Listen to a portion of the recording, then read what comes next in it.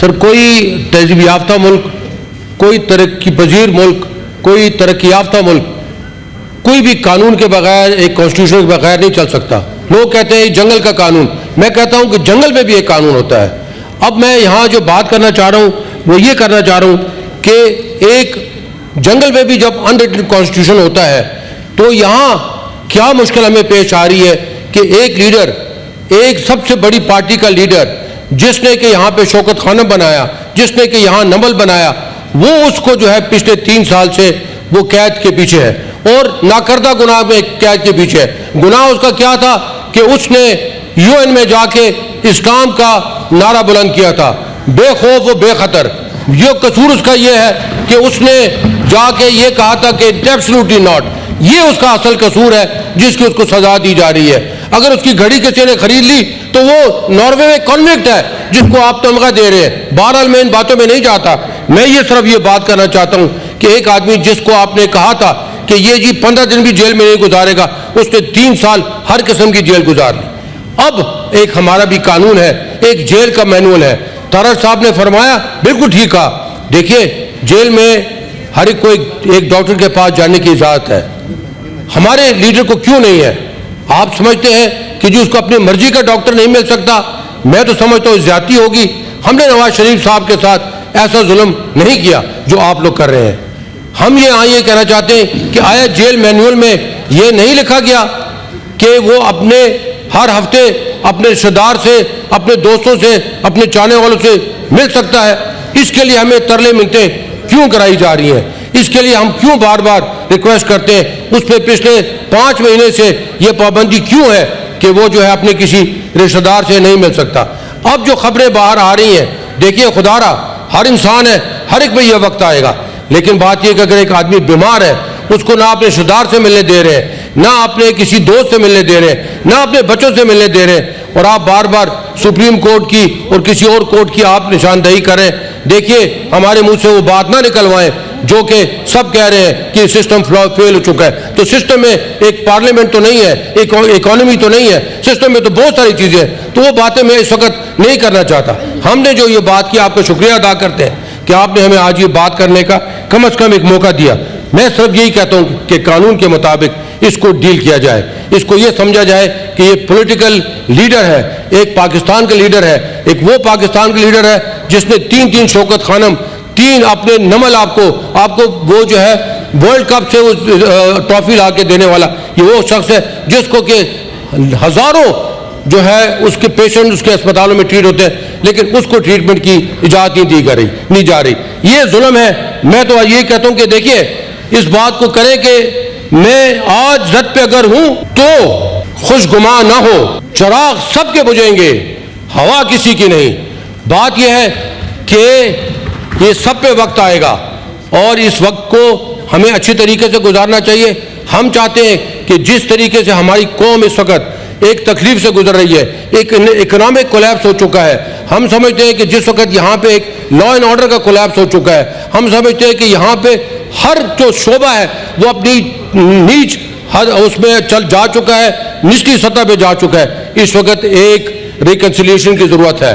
اس وقت میں سمجھتا ہوں کہ اس وقت جو ہے تو جو کہ لیڈرز ہیں ان کو بیٹھنا چاہیے، ان کو جب تک وہ نہیں بیٹھیں گے یہ کام نہیں ہوگا۔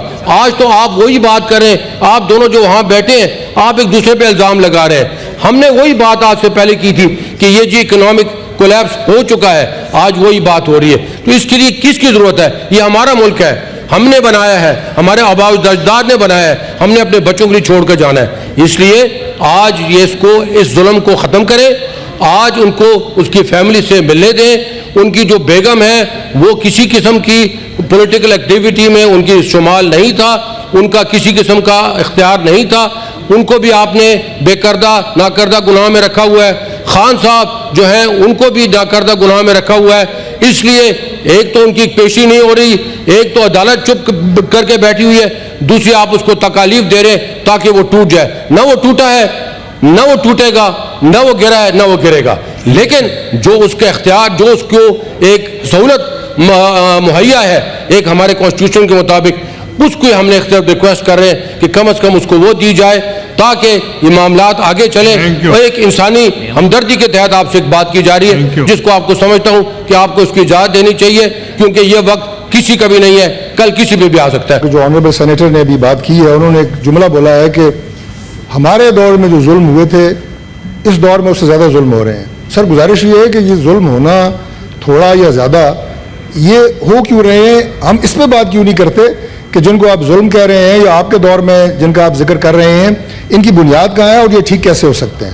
سر میں بڑی مختصر آپ کو عرض کروں گا کہ اپنے آنریبل دوستوں کو اپوزیشن کے کہ اپنے اندر آپ یکسوئی پیدا کریں.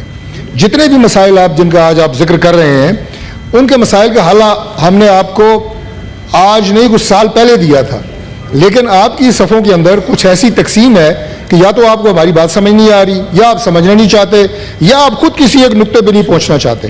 میں جناب چیئرمین تھوڑا سا ذکر کرنا چاہوں گا کہ جس دن ابھی جس مہینے بجٹ سیشن تھا اسی سال, تو آنریبل پرائم منسٹر نے جا کے لیڈر آف اپوزیشن کو یہ بات کی کہ ہمیں بیٹھ کے بات کرنی چاہیے. اور اس کے بعد ہمارے پارلیمانی لیڈر اور ہمارے جو مشیر ہیں پولیٹیکل افیئرس کے جناب رانا ثناء اللہ خان اور میں اپوزیشن لیڈر کے چیمبر گئے تھے, اور یاد ہوگا رانا صاحب تشریف فرما ہیں اور چکزئی صاحب بھی تھے. اب اس پہ جو بات ہوئی وہ یہ تھی کہ جگہ کا تعین کہاں پہ ہو جہاں پہ بات ہو سکے اور پرائم منسٹر بھی آئیں اور آپ کا بھی ڈیلیگیشن ساتھ ہو.